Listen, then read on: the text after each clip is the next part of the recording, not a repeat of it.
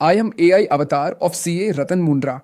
The International Financial Services Centres Authority, popularly known as IFSCA, has introduced a significant amendment to the regulations governing the import of gold and silver through the India International Bullion Exchange, or IIBX. This amendment was issued on the 15th of June 2026 and aims to simplify the import process for jewellery exporters and eligible market participants. The decision comes after extensive consultations with industry stakeholders and representations received from businesses operating in the bullion and jewellery sector. The primary objective of this amendment is to provide easier, faster, and more transparent access to precious metals for export-oriented businesses. With India being one of the world's largest consumers and exporters of jewellery, the government and regulatory authorities are continuously working to improve operational efficiency. These changes are expected to reduce procedural barriers, encourage exports, and strengthen India's position in the global bullion and jewellery market. The amendment introduces several key changes related to qualified jewelers, cess units, and silver import regulations. Understanding these changes is important for exporters, bullion traders, cess units, and compliance professionals working in the precious metals ecosystem. The amendment was introduced after IFSCA reviewed feedback received from market participants, bullion intermediaries, jewellery exporters, and other stakeholders. Many businesses highlighted challenges in accessing bullion under the existing framework. To address these concerns, IFSCA conducted consultations and evaluated opportunities to improve market efficiency. The authority recognized that easier access to gold and silver is critical for exporters who depend on timely procurement of precious metals for manufacturing jewellery products.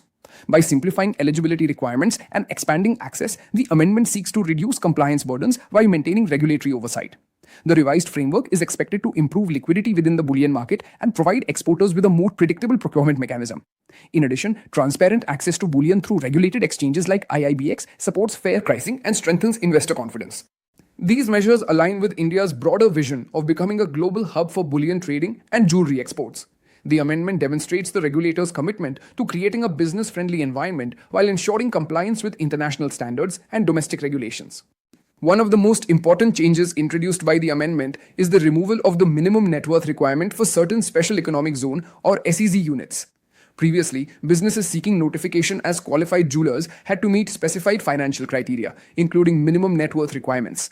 Under the revised framework, cess units holding a valid letter of approval and having jewellery exports as an authorized operation can now benefit from relaxed eligibility conditions. This change significantly reduces barriers for small and medium-sized exporters operating within cesses. Many export-oriented businesses possess strong operational capabilities but may not satisfy strict financial thresholds. By eliminating this requirement, IFSCA has enabled more businesses to participate in bullion imports through IIBX. The decision is expected to enhance competitiveness, increase export opportunities, and support the growth of the jewellery manufacturing sector. For SEZ businesses, this amendment opens new avenues for accessing raw materials while maintaining compliance with regulatory standards. It is a strategic move designed to encourage export-led growth and strengthen India's jewellery export ecosystem. Another significant amendment is the expansion of eligibility criteria for becoming a qualified jeweler. Under the revised framework, entities holding a valid registration-cum-membership certificate, commonly known as an RCMC, issued by the Gem and Jewellery Export Promotion Council or GJEPC, are now eligible to apply for notification as qualified jewelers through IIBX. This change broadens participation within the bullion market and allows more businesses to access regulated bullion imports.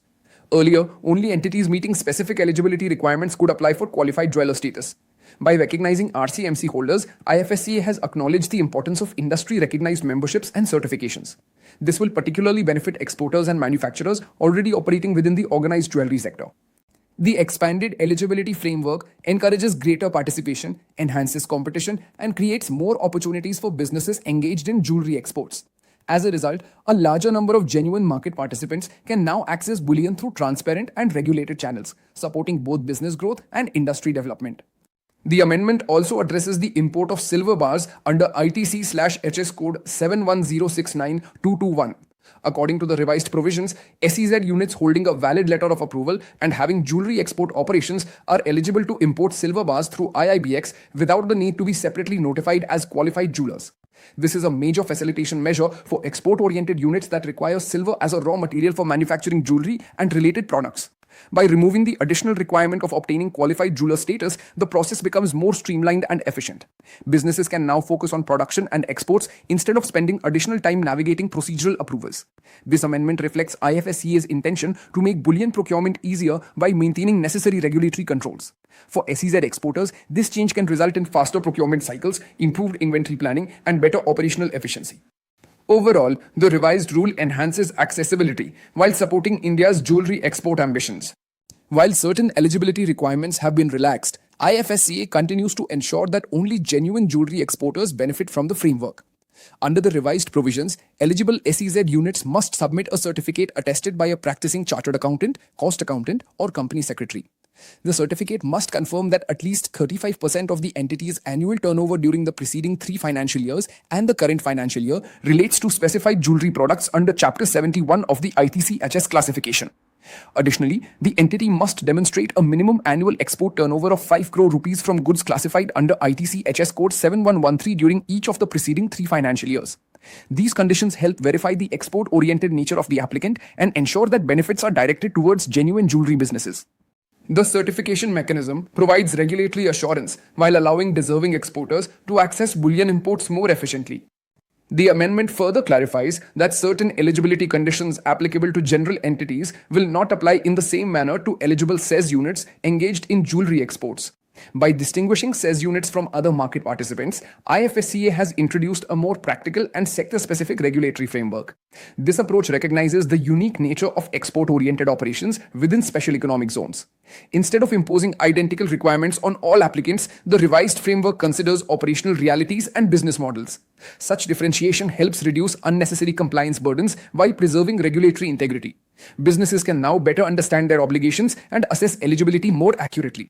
The updated framework provides clarity to applicants, intermediaries, and regulators alike. This clarity is expected to improve compliance rates, reduce application processing issues, and promote greater participation in the bullion ecosystem. Ultimately, the reforms are designed to support economic growth while maintaining a transparent and accountable market structure. The Directorate General of Foreign Trade, commonly known as DGFT, has introduced restrictions on the import of certain silver products. The amendment highlights DGFT notifications affecting ITC-HS codes 71,069,110, 71069120, and 71,069,221. These restrictions require businesses to comply with additional policy conditions and authorization requirements. Specifically, imports under certain silver categories can only be undertaken with valid import authorization issued by DGFT. This development underscores the importance of regulatory compliance in precious metals trading. Businesses involved in importing silver must carefully review applicable classifications, authorization requirements, and policy conditions before initiating transactions. Failure to comply may result in delays, penalties, or rejection of import applications. Therefore, importers, exporters, customs professionals, and compliance teams should stay updated on the latest regulatory changes. Proper planning and documentation will play a critical role in ensuring smooth and compliant import operations under the revised framework. The practical impact of these amendments is expected to be significant across the bullion and jewelry ecosystem.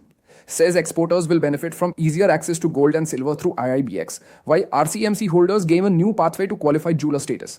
The removal of certain eligibility barriers can accelerate procurement timelines, improve inventory management, and reduce operational bottlenecks. Market participants are likely to experience increased flexibility and greater confidence when planning imports. At the same time, the revised framework maintains regulatory safeguards through certification requirements and DGFT authorizations where applicable. This balance between facilitation and compliance is essential for sustainable market growth. The amendments also reinforce the role of IIBX as a transparent and regulated platform for bullion transactions. As participation increases, the exchange may witness greater liquidity and improved market efficiency. These developments collectively support India's vision of becoming a leading global bullion trading destination. In conclusion, the IFSCA Amendment of June 2026 marks an important milestone in the evolution of India's bullion and jewelry ecosystem. The circular introduces meaningful reforms that simplify access to gold and silver imports through IIBX while ensuring continued regulatory oversight. Key highlights include the removal of minimum net worth requirements for eligible SEZ jewelry exporters, expansion of qualified jeweler eligibility to RCMC holders, simplified silver bar import provisions, and alignment with DGFT notifications governing silver imports. These measures are expected to support exporters, improve market participation, and enhance operational efficiency across the industry. Businesses involved in bullion trading, jewelry manufacturing, and exports should carefully review the revised provisions and evaluate how the changes affect their operations. By understanding and implementing these requirements effectively, market participants can leverage new opportunities while maintaining full compliance. As India continues its journey toward becoming a global bullion hub, these reforms represent a significant step forward in creating a more accessible, transparent, and competitive market environment. Moon Says and Management Consultants LLP, a trusted partner for SEZ and IFSC excellence, a pioneer in establishing SEZ and IFSC units within GIFT City and India, delivering end-to-end IFSC setup, operational support, and handling compliances, risk management. Renowned for deep expertise in regulatory approvals, capital markets, fund management, insurance, finance company, foreign university, BATF, and ancillary regulations, and fintech. Expertise in customs clearance for aircraft and ship procurement, leasing, GST, DSPF, IFSCA, comprehensive support covering registration, reporting, and regulatory transitions, ensuring ring fencing, transparency, and global compliance standards. Join our network. Scan the QR codes below to stay connected with us.